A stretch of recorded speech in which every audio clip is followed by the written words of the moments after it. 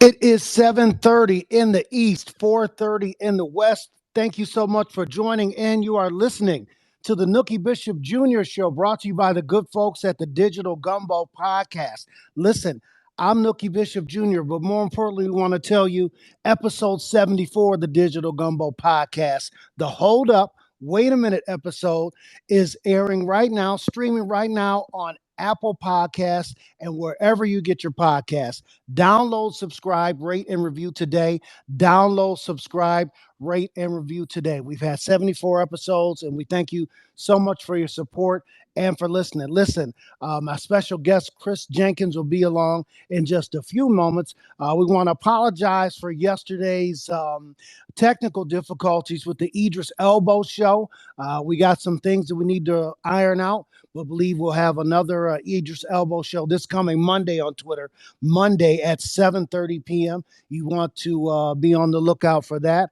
And also, we just got some news that we will be having a big game podcast on Twitter. You'll get some more details about that. Also, tomorrow we're taping episode 75 episodes of the Digital Gumbo Podcast. Me, Idris Elbow, T Petty, producer E, 75 strong. It's our triple diamond jubilee anniversary episode. That'll be coming out soon. So lots of things happening with the Digital Gumbo Podcast. But without any further ado, I want to bring in my guest today, and he's a friend of the Digital Gumbo Podcast. He's got a resume that is longer than a DC-20 aircraft, actually longer than a 787 Dreamliner. Journalist, filmmaker, reader, watcher, writer, producer, and the producer of the documentary Trapped: Cash Bail in America. Chris Jenkins, welcome to the Nookie Bishop Jr. Show, man. How you doing? Happy Tuesday. Thank you, Nookie. Damn, longer than a DC what A D, Dreamliner? well, no. So Five Dog said longer than a DC-20 DC-20 aircraft, aircraft. Oh, right? okay, But I got to make it a 787 Dreamliner now to bring it into 2022. okay. Sometimes I think about it as like no longer than like I don't know, like a little pipsqueak puddle jumper. But if you want to give me the DC-20 aircraft like Five Dog, you want to give me Dreamliner status, I'll take it, brother.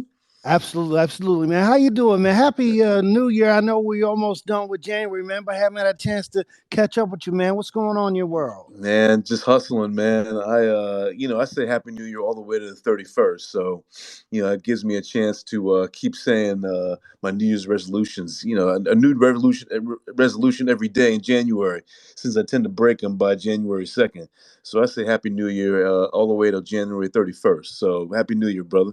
Appreciate it, man. Appreciate it. Listen, I know your resume. I hit some high points there, but give the folks the 90-second to 2 minute sort of elevator speech. Let them know who Chris Jenkins is. Man, I'm just a storyteller. You said it in the intro, avid reader. The storyteller in me has been a journalist over the years. Now I'm a filmmaker, documentary film producer, sometimes director, writer, and dipping my toe into the scripted world hopefully soon. So, just trying to tell stories about Black folk, about justice, progressive politics. Those are the themes that have defined my career for about 20 years now. Absolutely. And we talked about the writer part of it, man. You were once an editor at the Washington Post. Is that correct? That's right, yeah. Man, tell me about that. What does an editor do for folks who don't know, and tell me how you went from the newspaper world to the documentary and film world. Sure. So I'm not going to bore people with what an editor at a place like at the Washington Post does. I will tell you about the transition, though. Yeah, so I was at the Washington Post for about 16, 17 years. Then they were nice enough to give me a leave of absence because at some point you got to look at yourself and say, do you want to be in an institution your entire life? And so for as much great work as the Washington Post has done over the years, it still is an institution of power. And when you're an editor, it's like the crisis of the middle manager. You know what I'm saying? Like Yeah. you got people above you, people below you. So you're in the middle management sandwich.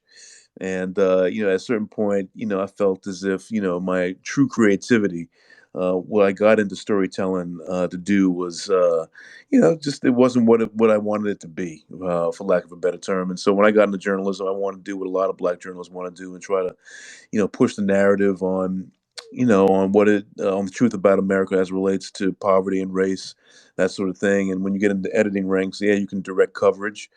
But at the same time, I wanted to be on the streets. I didn't want to be back talking to people. I wanted to, be out actually creating the ideas and that sort of thing. So I got into the filmmaking business, and that led to just doing some documentaries on social justice, on criminal justice. I've did I was part of a team that put together a documentary on Van Jones.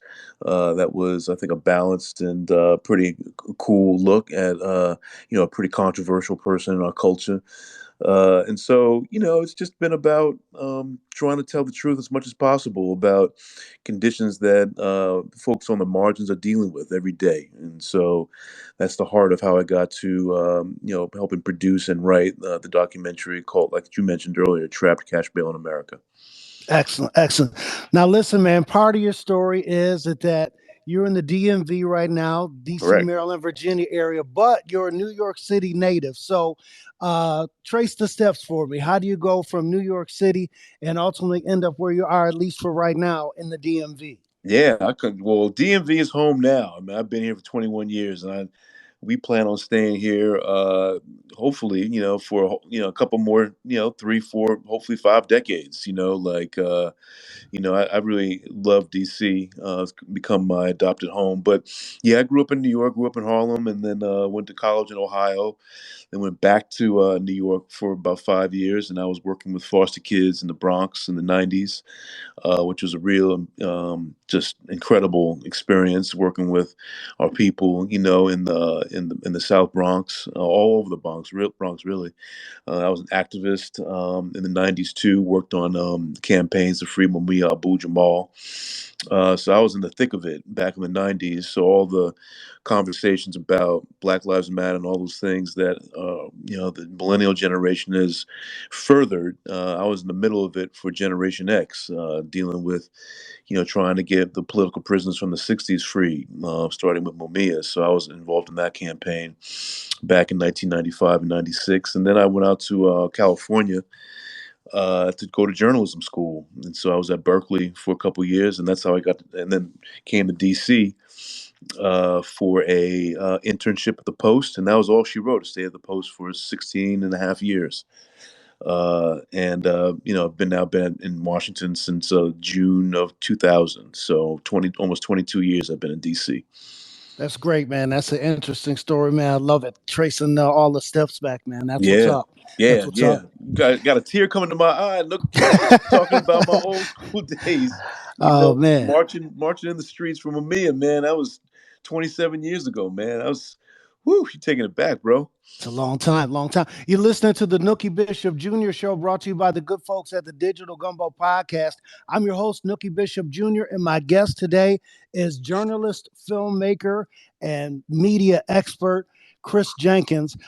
Chris, I'm going to hit you with a couple of light ones before we get into your documentary, the YouTube original Trapped Cash Bail in America. Now, you're a teacher of media, but you're also a student of media. I consider myself to be both as well. President Joe Biden got caught on a hot mic yesterday calling Steve Ducey, a reporter from the Fox News channel, a stupid son of a bitch on a hot mic. We're always taught that the microphone, if you see it is hot, consider that it's open and that people can hear what you're saying. Your thoughts really quickly on President Joe being caught on the hot mic calling the Fox News channel reporter an SOB. happens to every single president as far back as I can remember. So Obama called Kanye, what did he call him, an idiot or something? Mm-hmm. Back in Mm-hmm. like 2006, no, not like 2012, 13, something like that. Yeah. George Bush got caught calling a New York Times reporter, I think a son of a bitch too, something like that, or Mm-hmm. asshole, something like that. Yeah.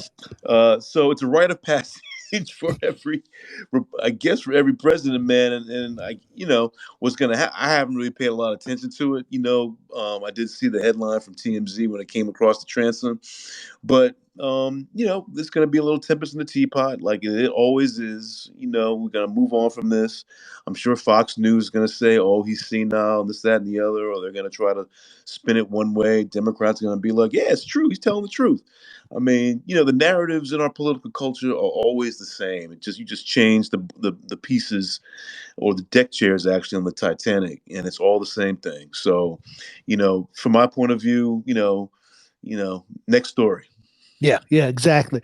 Now, not a hot mic, but something that came up in December. Charlemagne the God on his new show interviewed Vice President Kamala Harris, and a little bit of a brand of gotcha journalism. I think Charlemagne the God's a pretty good journalist, as a matter of fact. His podcast and morning show, The Breakfast Club, does super super great ratings. But at the end of the interview, he asked her, "Who's the real president, Joe Manchin or Joe Biden?" The vice president gave a very eloquent answer, very well put together, sort of admonished Charlemagne a little bit. I'm just curious as to your thoughts on that style of gotcha journalism and what you thought if you saw the question from Charlemagne the God to VP Harris. Well, Charlemagne's got his brand, and I actually really enjoy Charlemagne. I think, first of all, he's got an incredible story. He's got a very entertaining show. I think he's actually really good at what he does, and I think the question is fair. Actually, I would push back on you. Actually, I don't think that's gotcha journalism. I think he's actually, in his own way, for his audience, he's asking a question that is relevant for our political moment, which is, we've got one guy, well, now one guy and one woman with the sister from Arizona, Kristen Sisma, essentially blocking the entire Democratic agenda. And, it's one of those things. We can go into a long conversation about the Senate and the particular problems of the Senate and how it doesn't favor progressives. But in all due respect to Charlemagne, I think it was a fine question. I didn't see Kamala's response. You said it was a eloquent response, but he has a right to ask her a tough question as it relates to what the broader dynamics are of our particular political moment. And he asked it in a way that is consistent with with his listeners, and so I think it's fair game. Gotcha. Gotcha. Okay. Hey, you listen to the Nookie Bishop Jr. show, again, powered by the Digital Gumbo podcast. I'm your host, Nookie Bishop Jr. My guest today is Chris Jenkins, journalist, filmmaker, and media expert. Chris, the main thing I wanted to talk to you about, man, is your YouTube original documentary, Trapped: Cash Bail in America. Tell me how you conceived the idea and sort of walk me through the process as to how you sort of took this subject and ran with it in the documentary. Yeah, so for thanks for asking, man, and thanks for letting me engage in the conversation for your listeners tonight. I mean, I think a couple things. Number one, I've always been interested in trying to get our stories, folks on the margins, whether it's Black folks, folks of color, folks who usually don't get a voice, to have an opportunity to have a platform to tell their truth. And so, honestly, the idea for a film about the cash bail system, which I'm sure your very educated listeners understand, is a human rights travesty in our country right now, that where 500,000 people every night are in bail only because they can't pay their bail amounts, and very often we're talking about people who are in jail for very low um, for low-level crimes, and whose bail amounts are usually not more than $5,000. And so we're not talking about, just for those who may ask, folks who are accused of violent crimes or of domestic violence. We're talking about people who are, generally speaking, in jail for crimes of poverty, generally speaking. And so I came to the topic because, number one, I felt that there was not a true, clear documentary that sort of went through the basics of how the cash bail system works, and how it imprisons largely people of color, but generally all folks who are poor and don't have an opportunity because they don't have money in the bank to bail themselves out. And so, just to give you a clear example of what I'm talking about, Nookie, if you and I are charged with the same crime, we have the same kind of background. Let's just say neither of us are have any criminal histories in our backgrounds, and you and I are accused of the same crime, and let's just call it breaking and entering.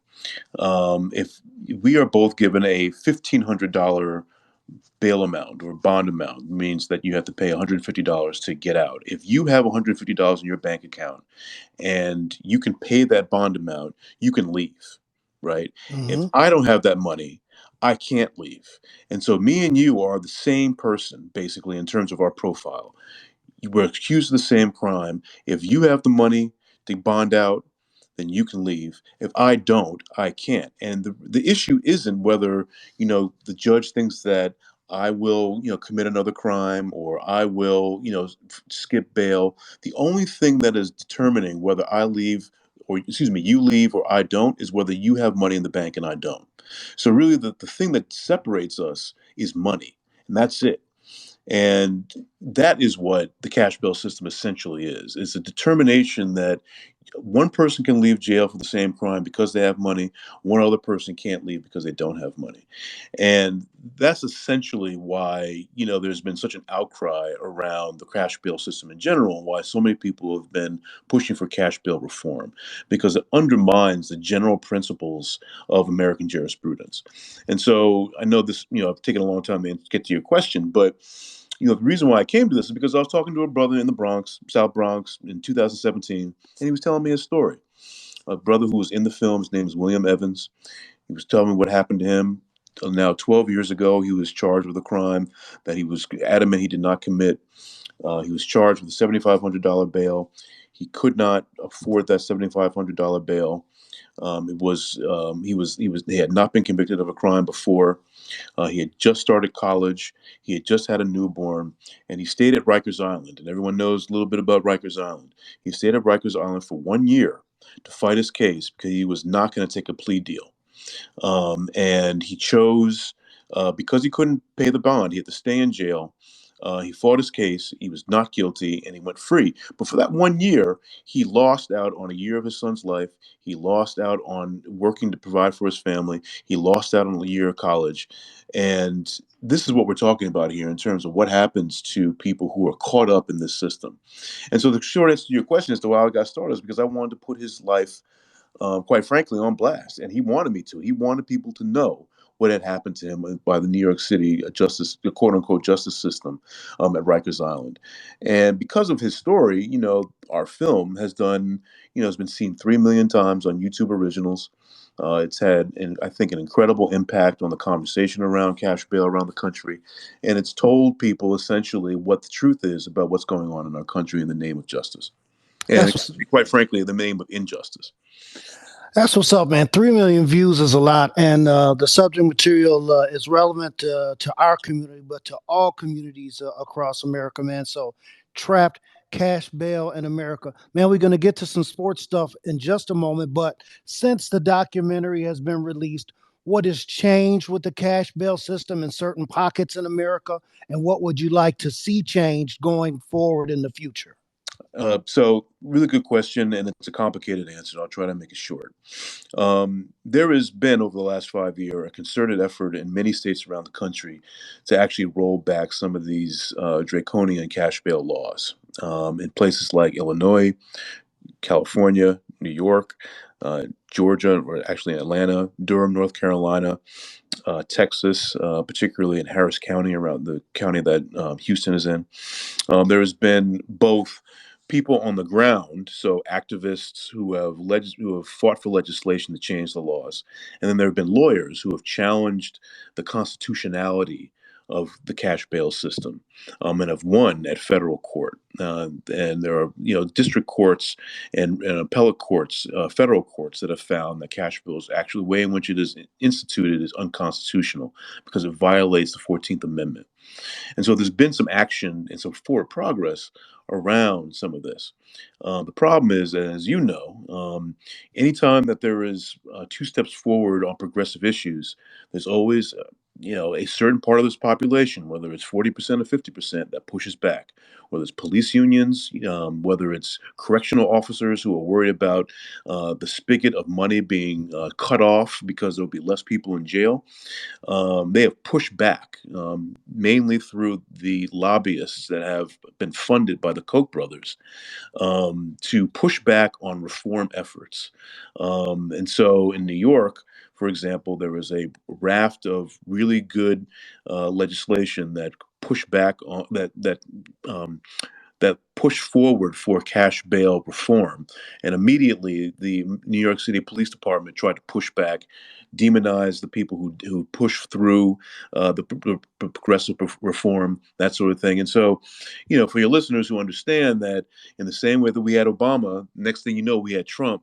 When you had, Reconstruction 150 years ago, but then push back, and then you had the nadir and black. Anytime there are progressive forces that do good for people of color, for Black folks, for poor folk in particular, there's always a force that tries to push back, and you see that consistently around American history, and you've seen it now with cash bail.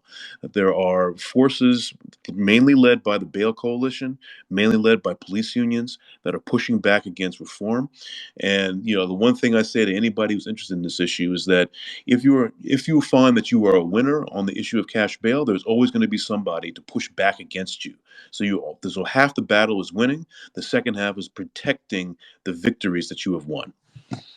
Absolutely. Absolutely. Hey, you're listening to the Nookie Bishop Jr. show here on Twitter Spaces. I'm your host, Nookie Bishop Jr. My guest today is Chris Jenkins, journalist, filmmaker, man, all about media. Hey, we want you to know that episode 74 of the Digital Gumbo podcast, the Hold Up, Wait a Minute episode, is streaming right now on Apple Podcasts or wherever you get your podcasts. Download, you can take it with you, subscribe, get the notifications when the next episode drops. Rate us 5 stars. The ratings are like gold to people who, oversee the podcast. And then review. Write us a review. Say it was great. Say it was not so great. Say what you like, what you didn't like. Exercise your free rights, your freedom of speech. And we definitely appreciate that. All right, Chris, we're going to get into some sports stuff really quick, man.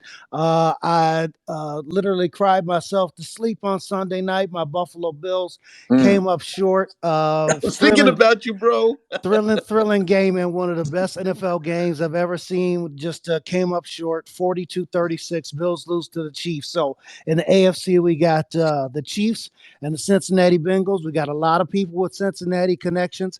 In the NFC, we got the 49ers and the Rams. Rams trying to win at home and then win in 2 weeks in the Super Bowl.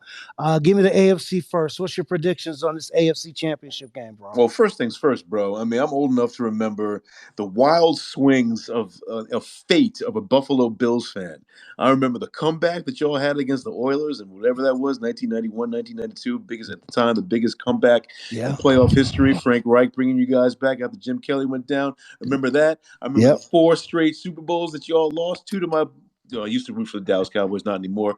So it was part of that. I remember the Music City Miracle, how you all lost that. And now I've watched you guys take on the chin. 13 seconds, bro. Tough. Come on, man. You got to go for 2. Bro. You got to hit the squib kick. You rush 2 and drop 9. It's very simple. It's very simple. All right, so enough of that. You know the history, but I had to recount it for myself publicly because I just want to let you know I'm paying attention. I got the long arc of memory on you. I appreciate you, bro. Yeah, I know you don't appreciate nothing when I'm talking about that, but but I will props to Josh Allen. I had a little debate on my chat thread, sports chat thread with some bros, and we all said Josh Josh Allen's number two behind Mahomes. So to your question, I'm always down with Pat. I run with Pat. I mess with Pat. I generally mess with black coaches and black quarterbacks. So he's the only black quarterback left anyway. So obviously I'm rooting for Pat. Do I think he's going to win? Yes, I do. In the NFC, I do think actually that the 49ers hex over the Rams is going to come to an end. It feels like Matthew Stafford has finally broken his playoff unluck, and I think he's gonna beat the Niners this week at home, and will be the second team in a row to play the Super Bowl in their home stadium. But as you can imagine, I'll be rooting for Pat, because I want Pat to try to get as close to 7, so we can say that Pat is the greatest of all time. So that's my mission in life. Putting all my wind behind the sails on one Pat, my homeboy. Gotcha. Now I'm on the opposite side. Obviously, in the AFC, Pat beat us. So if you can't beat them, join them. I'm going with the Bengals to beat the Chiefs. We'll see how that turns out. And I think the Rams are just determined. Stan Kroenke, the owner of the Rams, has put all his chips to the center of the table. You got to win it to get that one more home game. And I think the Rams and the Bengals will face off in the Super Bowl. We'll see how this goes, man. We'll see how this goes. Okay. Uh, Baseball today, not Oh going to be a big man. class. Not going to be a big class for the 2022 Hall of Fame. Big Poppy, David Ortiz, the only member of the 2022 Hall of Fame. Talk about that, and if there's going to be a 2022 season, and then talk a little bit about your Yankees, maybe. All right, so a couple of things about that, because that's another thing I was just riffing on with one of my homies. So baseball ain't about that life, man. Let me tell you why. Number one, we all know that David Ortiz was a steroid user. He was on the Mitchell Report in 2003. Ain't no so baseball, as usual, contradicts itself. They first of all, Ortiz is a DH. No DH should be in the Hall of Fame. If you're not a position player, if you're not getting your fat ass on the field, then you don't deserve to be in the Hall of Fame. If you're only hitting and not doing everything that everybody else does, then you don't deserve to be in the Hall of Fame. Number two, we all know Ortiz is a steroid user. Like I said, he was on the Mitchell Report in 2003. We all know that, but somehow the writers, because he's got a nice smile and a cool name, you know, they gave it to him. But I think the whole Hall of Fame thing is a bunch of crock, because we all know, again, if anybody has been watching baseball for the last 45 years, let's see now, what am I, 50? Yeah, 46 years, 45 years, like me. You know that before Bonds and Clemens had become alleged steroid users, because they were steroid users, they were already on their way to Hall of Fame. So you Right. put those dudes in the Hall of Fame. You just put a plaque, and you correct and you accurately describe the historical record. That's what you do. I mean, enough of this. You want to talk about cancel culture? That's exactly what baseball writers do. So I think the whole thing is full of it. So number one for Ortiz, for number two for not being nuanced and thinking about how to deal with someone like Bonds, who, by the way, is the best ball player of the last 55 or 60 years, and number two, the best pitcher of the last 50 or 60 years. So not to have those two guys in the Hall of Fame shows the illegitimacy of the whole process in general. As it relates to my Yankees, of course I don't like Ortiz, because I'm a Yankee dude. So of course I'm not biased. But hey, that's what's up. I think Ortiz should be in. I know that he was in the Mitchell Report, but his numbers in the postseason, probably top Juiced five, up, top three, juiced up, or juiced not. up numbers, Top, juiced up numbers, top, top three juiced in up, terms top of three numbers, postseason guys. ju- I think juiced up. Clemens, juiced up or not, should be in as well. Definitely agree with that. And I'm hoping that the owners and players can get together. Looks like they're working on a new bonus system, and that there will be some baseball in 2023, 2022. So hopefully we'll be able to get back to some normalcy in 2022. And then finally, man, basketball, it's all over the place at this point. Yeah. Uh, I have no idea what's going to happen. I'm predicting the Warriors will get them from the West. What's going to happen with the East, with the Nets talking about trading potentially, Mhm. James Harden. A lot of things going on, man. Who do you think is going to take the East? Who do you think is going to take the West? And what's your finals early preview. Yeah, I actually think the Suns are. I didn't think that. As you know, I'm a big LeBron guy. So I'm not a Lakers fan, but I do pull for LeBron because that's my dude.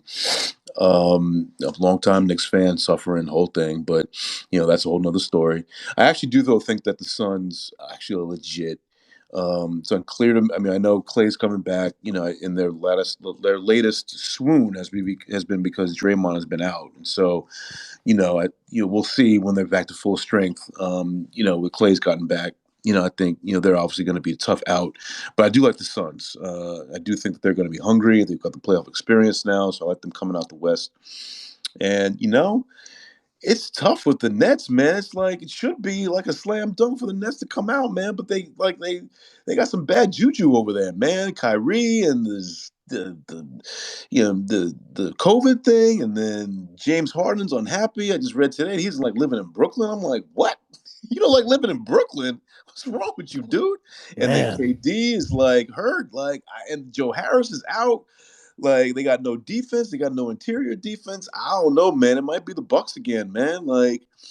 You can just see the Bucks who are laying in wait. Just be like, yeah, y'all do your little thing over there in Chicago and Jersey, and we're gonna be ready to smash all y'all. So, on I'll go with the Nets because I think by the time you go all the way around, by May, then you've got Kyrie. Maybe he gets vaccinated by then. Maybe the New York changes its mind. Maybe numbers are down, and so they change the rules. By that time, maybe Harden is kind of like, all right, I'm cool. We're gonna make this happen. And KD's rested, so I'm gonna go with the Nets and Phoenix. Gotcha. Man, we'll see what happens. I think the East is a mash unit, MASH, like the TV show. So whoever's able to come out healthiest, I think, will go ahead and claim the East. But I'm going to stick with the Warriors, and we'll see what happens, man. Sleeper pick though, as always, the Miami Heat. Yes. So Yep. you get those guys, those mashers, Jimmy and PJ Tucker and Bam. You get those dudes. Like healthy and ramped up, they might be able to lock the Nets down. So I'll put that as a little asterisk in my little confidence pool. Absolutely. Man, we just about to wrap it up, but listen, I wanted to talk to you on a personal note, man.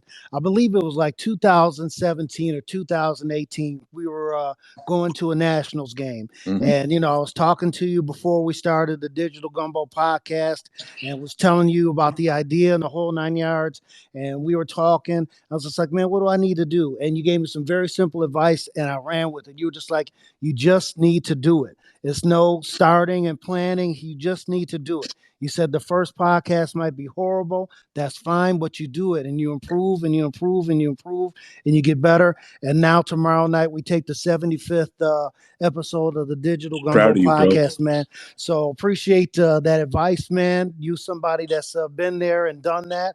Like they say, you never want to be the smartest person in the room, right? But when I'm in the room with you, man, I feel smarter. Pick your brain, ask you questions, man. And on a personal note, man, I appreciate you giving me that advice, man, which helped to sort of ignite everything and start the spark for Digital Gumbo Podcast, brother. I appreciate you. Oh man, thank you and congratulations, man! You guys are killing it. I watch. I'm watching you grow on your iTunes and the whole thing. I listen to it every time I can. Uh, you and your crew, man, are hilarious. But it's the truth, man. Like anybody who's listening, like you got an idea to start whatever it is that you want to start.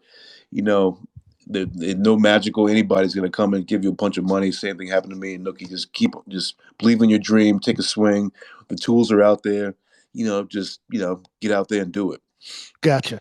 Man, you got any new projects on board that you can talk about? What's the next big thing that you're working on? I do have a big project I can't really talk about, but it is going to be epic about a hip hop icon. I can't unfortunately discuss in detail, but that should be out early next year. I can talk about a five-part series on the history of residential housing segregation in Chicago. It's going to be on PBS. That will be out February. It's a while now. It's not going to be out till February 2023, but it's an incredible look at just I mean, I'm sure you got very educated, smart, folk on here, but you go through looking at the history of, the 20th century and the real damage that was done to Black folk. and our dreams, aspirations, and our forward movement. It also, I mean, we can talk about slavery, Reconstruction. We all know that history, but it's the 20th century, man. It's places like Chicago. I know we talk about the South and all the shit that went on down there. Excuse my language, but it was the northern cities, that just destroyed Black dreams. And we're gonna tell the truth, the ugly truth about it, but it's gonna be an eye opener. It's gonna hopefully wake up some folks, to tell to really get an understanding about our strength as a people, because that's ultimately what this is going to be about. Because it's not just about what folk did to us, but about how we kept fighting and how we didn't give up on all the things that we knew we were and deserved, in this country. So I got that going. And yeah, that's those are my two main projects, man. And I got another thing I'm working on about a boxer that I also can't talk about at the moment, but hopefully that will come out end of the year. That's not signed, sealed, and delivered yet, but just trying to tell the stories, man. That's all we got is our stories, our truth, and that's what's up, man. So I appreciate you asking and giving me an opportunity to talk a little bit about it. No worries at all, man. Now listen, if you ever, talking to people and they need a part for, like a silver fox podcaster, such as myself, I got my Yes, sir. crew. I got my crew T Petty, I got Idris Elba, and I got producer E. If you need us to work, either as one, a trio, a duo, or a quartet, you let us know, man. We'll go through the audition I'll, process. I'll take Idris Elba and T Petty. I don't know that about that producer, the guy though, man. I don't know about that. Absolutely. Listen, you've been listening to the Nookie Bishop Jr. Show brought to you by the Digital Gumbo Podcast. My guest has been Chris L. Jenkins, journalist, filmmaker. He's on Twitter at by Chris L. Jenkins, at BY Chris, CHRISL, like Larry Jenkins, at BYCHRISL Jenkins. Follow him on Twitter. Listen, man, we know it's a YouTube original. That's one of the places that people can get your documentary, Trapped, Cash Bail in America. Where else can they find it, man? And are you up for any awards at this point, man? What Oh has been man. the accolades on that? Oh man, thanks, man. So yeah, actually, we have a streaming agreement now with WVON. I don't know if any of your listeners are in Chicago, but WVON in Chicago is streaming Trap for free through March 1st, but it is free on YouTube as well. So you can get it there. You just type in Trapped Cash Bail in America. It's not behind a paywall. They're nice enough to put it in front of a paywall. This is on the YouTube, like Netflix sort of thing they got going on. Usually you got to pay for it, but for this, you ain't got to pay for it. It's a public service. It's only an hour and 5 minutes. Real easy watch. Well, it's a tough film, but it's in and out. It's not that long. You get a lot of knowledge. Yeah, we just won actually a big award in Chicago. The Justice for All Award at the Injustice for All Film Festival, which is an incredible film festival that highlights documentaries that go through a whole bunch of social policy, social justice, progressive issues. It's every October, so when it comes around next year, check it out. But yeah, it's been an incredible journey with this film. Very proud of it, and more than anything else, I'm just blessed that the people who agreed to be in the film and tell their stories were willing to do so, because ultimately it's about their stories and uplifting our people, and not just our people, but poor and folks on the margins. So one of our characters is a white woman in the middle of Missouri who got caught up in the cash bail system, along with William, brother from the Bronx. So it's a national look at this unjust system, and so yeah, that's what's happening with that. And yeah, man, it's been a great opportunity talking to you, Nookie. I'm always glad to rap with you, bro. Absolutely, man. Appreciate it. Again, Chris L. Jenkins has been my guest, journalist, filmmaker, media expert. And again, he's on Twitter at by Chris L. Jenkins, at BYCHRISL L like Larry Jenkins, at by Chris L. Jenkins. And we'll definitely be sure to have you on, man, as these other projects come to fruition. I know you're working hard, and we're going to have you back on the Nookie Bishop Jr. Show and maybe the Digital Gumbo podcast as well, man, so you can kick it about these projects. Thanks, man. And I'm generally not on Twitter, unfortunately. I'm more of an Instagram and Facebook person. So if you want to follow me on something, it's generally Instagram underscore Chris L. Jenkins underscore is my Instagram, where I do a lot of sort of yapping and posting of photos and that sort of thing. But sometimes I check into Twitter as well. But yeah, man, thanks for the shout out. Definitely, man. Appreciate you joining us. Listen, this has been the Nookie Bishop Jr. Show for January 25th here on Twitter.